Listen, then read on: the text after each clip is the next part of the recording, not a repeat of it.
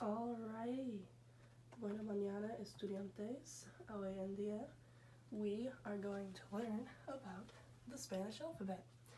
So the Spanish alphabet is very similar to the English alphabet, but it's a couple differences. So we're going to go over each and every pronunciation, but first a couple of ground rules, and I would highly encourage you to write these down because they're really important. First of all, why are we doing this? I like to give you guys a why for everything we do in this class. It is imperative that you know how to correctly pronounce these letters and be able to speak the language, form, be able to spell, write. It's basically imperative for language acquisition, which you know from learning English. So, like I said, we're going to go over each and every pronunciation of the letter.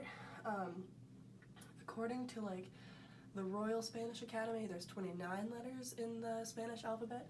And then I've included this double R here for our purposes because it's pronounced a little bit differently. That's the rolled R, which we'll get to in just a minute. And then we'll go from there. So I would highly encourage you guys to take notes. Again, with the video, feel free to pause, speed up, and then bring your questions to class tomorrow. So, something with the vowels, we'll start off with A. You know how in English we have what's called the hard A and the soft A and A. In Spanish, all vowels are pronounced the same. So no such thing as like a hard A. So in Spanish, A. That's pronounced A. That's all there is to it. A, B, C, Che, D, A, F, A. So feel free to go back over that again. Again, really just, it's listening to this, and then we're going to hit this really hard in class, and I've got a couple songs we're going to listen to that's going to really lock it in. So again, A, B, C, Che, D, A, F, A. And then He, H, E, that makes the E sound, so vowels are a little tricky, which we're going to go over. E, H, E, J, K, L.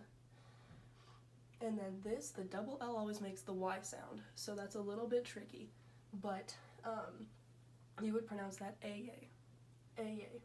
So, you know, in the case of llama, which spelled with two L's, that would actually be pronounced llama. Fun fact. M-A, N-A, N-Y.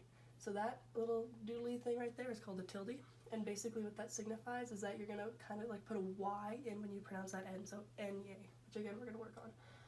O, P, Q, and then this R's get tricky. You have to be able to roll your R's, and if you can't, what you're going to do is substitute like a quiet little D in there, but work really hard to roll your R's because that's crucial to the Spanish language. So, R, R, R, R, S, T, U, V, W. So, okay, W is pretty easy, right? Kind of looks like two V's. V, W, double V's. W, Y,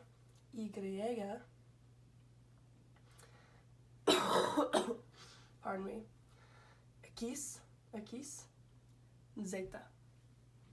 So, again, that's the alphabet, roughly speaking.